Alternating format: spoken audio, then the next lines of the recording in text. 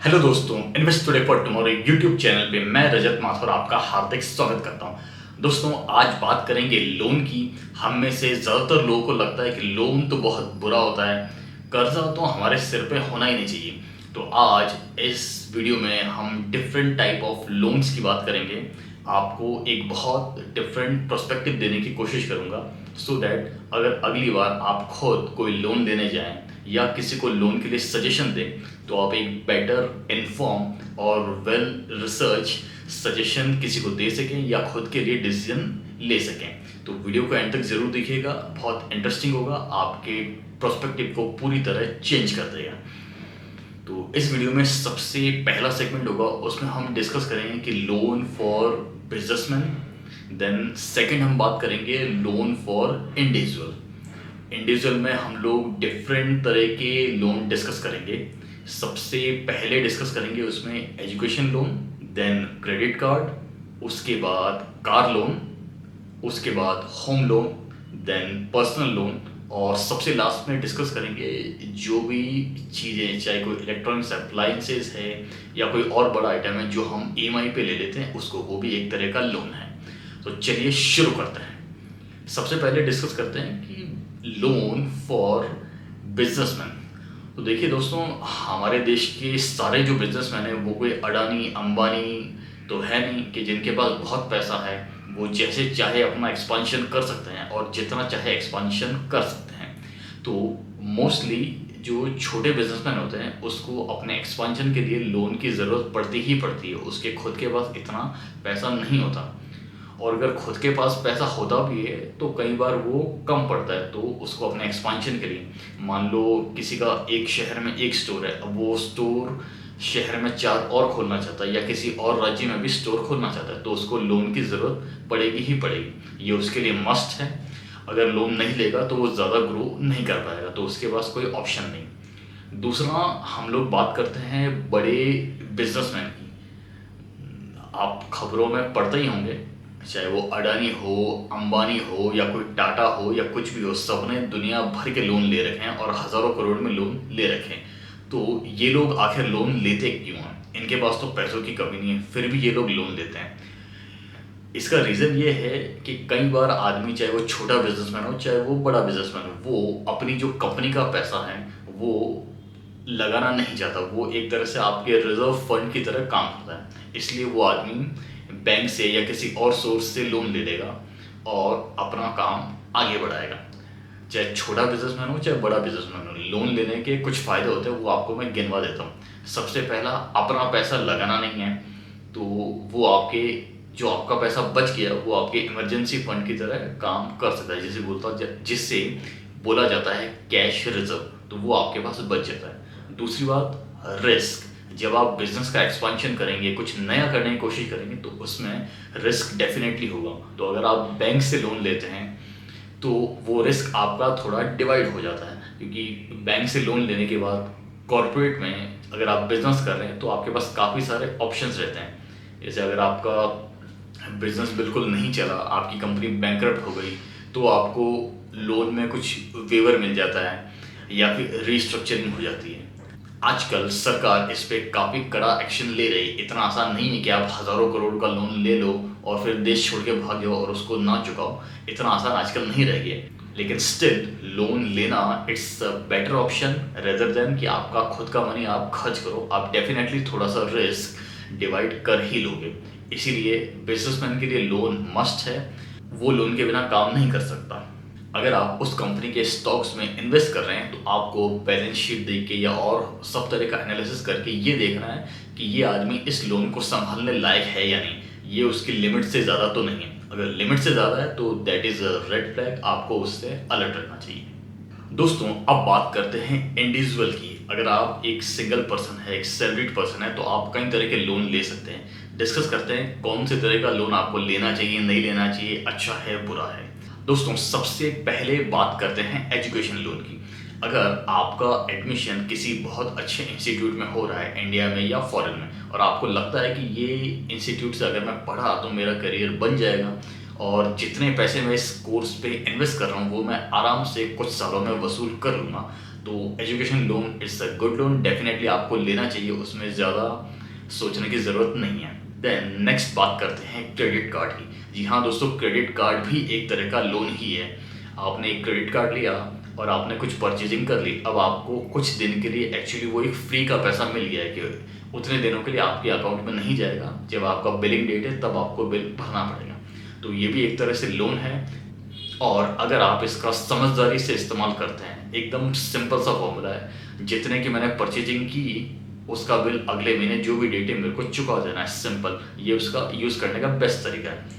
अगर आप लिमिट से ज़्यादा परचेजिंग करेंगे जिसको आप उस महीने में चुका नहीं पा रहे और उसको भी आप ईएमआई पे डाल रहे हैं, तो क्रेडिट कार्ड आपके लिए एक कर्ज बन जाएगा। Otherwise credit card is a boon. आप बिल्कुल लिमिट में इस्तेमाल कीजिए, टाइम पे बिल भर दीजिए, तो आपको अच्छे खासे डिस्काउंट मिलते हैं।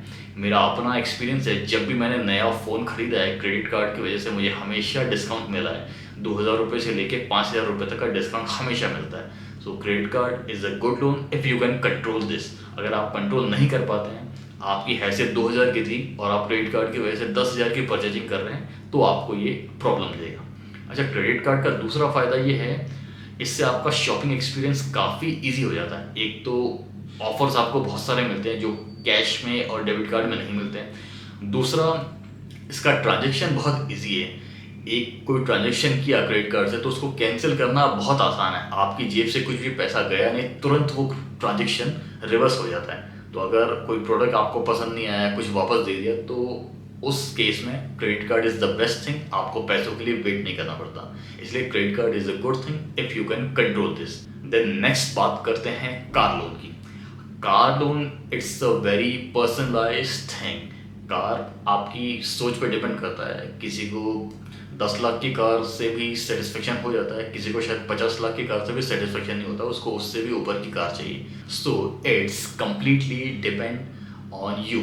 आपको देखना है कि आपको ज़रूरत कितनी है, जो कार आप लेने जा रहे हो क्या आपको उसकी ज़रूरत है या सिर्फ आपकी इच्छा है। तो ये कम्प्लीटली आप पे डिपेंड करता है, इसको आप कंट्रोल कर सकते हैं। अगर आपको लगता है कि नहीं ये कार है, या कोई आपकी हाई एंड बाइक हो सकती है, हायाबुसा या कुछ भी हो सकती है, तो आप उसके लिए लोन ले सकते हैं। अगर आपको लगता है कि नहीं मेरी इतनी इनकम है और मैं आराम से इसको चुका सकता हूँ और एक्चुअली ये मेरा पैशन है, मुझे बहुत खुशी देगी, तो उस हिसाब से आप उसमें खर्च कर सकते हैं। बट या दिस इज़ द थिंग जहाँ पे आप कंट्रोल कर सकते हैं। अगर बहुत ज़रूरी है तो ही ये कार लोन या कोई व्हीकल लोन लें, अदरवाइज उसके लिए ना जाएं। नेक्स्ट बात करते हैं होम लोन की।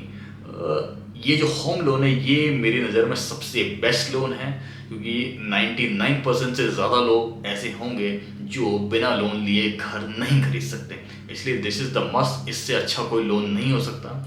आपको होम लोन ज़रूर लेना चाहिए और एक घर ज़रूर होना चाहिए। आजकल बहुत सारे लोग ये बहस करते हैं कि घर लेना चाहिए या फिर रेंट पे रहना चाहिए। तो मैं सारे डिस्कशन को एकदम शॉर्ट में कंक्लूड करते हुए सिर्फ यही बोलूँगा, आपको 100% होम लोन लेना चाहिए। घर आपको डेफिनेटली लेना चाहिए अगर आप अफोर्ड कर सकते हैं तो।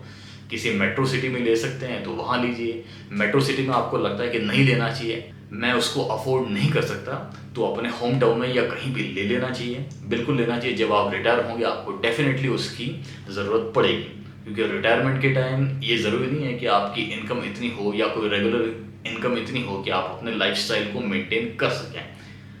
रिटायरमेंट के टाइम क्या सिचुएशन होगी ये किसी को नहीं पता, इसलिए डेफिनेटली आपके पास एक घर होना चाहिए और वो आप होम लोन के बिना नहीं ले पाएंगे। देन नेक्स्ट बात करते हैं पर्सनल लोन की। यही लोन है जो सबसे ज़्यादा बदनाम है, क्योंकि प्रीवियस हिस्ट्री में इसके इंटरेस्ट रेट्स भी काफ़ी ज़्यादा रहते थे। तो पर्सनल लोन मोस्टली तो बुरा ही होता है अगर आपने ज़बरदस्ती ले लिया है। मान लो कोई फॉरेन ट्रिप करना है, आपके पास पैसे नहीं हैं और आप पर्सनल लोन लेके फॉरेन ट्रिप करने जा रहे हो, तो वो थोड़ा सा क्वेश्चनेबल रहता है। तो वहाँ पे भी it is also kind of car loan और व्हीकल लोन। आपको कंट्रोल करना है, क्या आपको वाकई में ज़रूरत है, कुछ बहुत ज़्यादा ऐसा काम अटक गया है, कोई मेडिकल इमरजेंसी कुछ है, तो वो आपको डिसाइड करना है कि लेना चाहिए या नहीं लेना चाहिए। हाँ, पर्सनल लोन का एक बहुत अच्छा यूज़ मैं आपको बताता हूँ जो मैंने खुद ने किया है। कई बार क्या होता है, एजुकेशन लोन का जो इंटरेस्ट रेट है वो पर्सनल लोन से ज़्यादा होता है। तो मैंने खुद अपने लिए किया है, मैंने जो अपना एजुकेशन लोन पे किया था वो मैंने पर्सनल लोन लेके एजुकेशन लोन ख़त्म कर दिया था, क्योंकि पर्सनल लोन में मुझे इंटरेस्ट रेट कम मिल रहा था। तो ये ट्रिक आप अपना सकते हैं। अभी मुझे एग्जैक्ट इंटरेस्ट रेट्स की जानकारी नहीं है, बट आप देख सकते हैं अगर आपने कोई और लोन ले रखा है, किसी और तरह से आपको पैसों की ज़रूरत है और आपको वहाँ पे इंटरेस्ट ज़्यादा देना पड़ रहा है, और पर्सनल लोन में अगर आपको इंटरेस्ट कम देना पड़ रहा है, so definitely you should go for personal loan. तो ये उसका एक अच्छा यूज़ हो सकता है। अदरवाइज आपको अपने हिसाब से देखना है कि एक्चुअली मुझे लेना चाहिए या नहीं। Then last but not the least, मैं बात करता हूँ जो हम लोग बहुत सारे आइटम्स है, चाहे कोई फ़ोन है, चाहे कोई इलेक्ट्रॉनिक आइटम है, या कोई और भी आइटम है जो हम लोग ईएमआई पे ले लेते हैं, उसके लिए मैं बात करता हूँ। देखिए, दो तरह का है। एक तो ये है कि सपोज़ मुझे आईफोन 14 प्रो मैक्स खरीदना है, 1.5 लाख के करीब आएगा। मेरे पास 1.5 लाख रुपए अकाउंट में पड़े हैं और मैं आसानी से दे सकता हूँ, और उस 1.5 लाख रुपए का कोई और यूज़, कोई इन्वेस्टमेंट वगैरह मैंने वैसा सोचा नहीं है, स्टॉक मार्केट की या किसी और तरह की नॉलेज मेरे पास नहीं है।